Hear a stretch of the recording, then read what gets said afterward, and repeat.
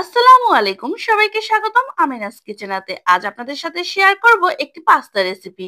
Sausage দিয়ে খুব সহজেই মজার পাস্তা রান্না করব। আশা করি ভালো লাগবে। চুলায় একটি প্যান বসিয়ে দিয়ে দিচ্ছি 3 টেবিল চামচ পরিমাণ রান্নার তেল। 2 টেবিল চামচ পরিমাণ দিয়ে দিচ্ছি পেঁয়াজ কুচি। 1 টেবিল চামচ পরিমাণ দিয়ে দিচ্ছি রসুন কুচি। এখন পেঁয়াজ ও রসুন কুচি কিছুটা তেলের সাথে ভেজে নেব।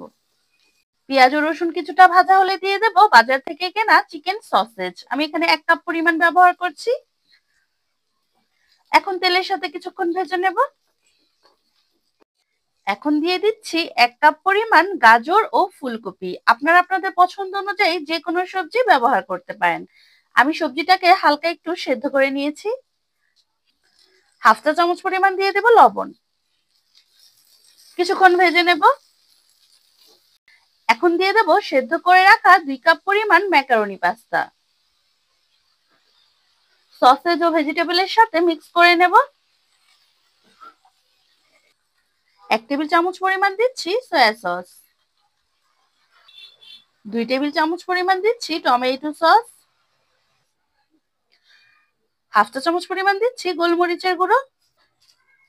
1 চা চামচ পরিমাণ দিচ্ছি চিনি।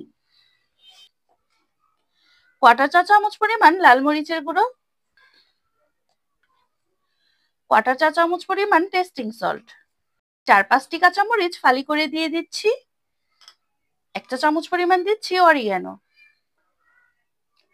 1 চা চামচ পরিমাণ দিচ্ছি ওয়েস্টার সস।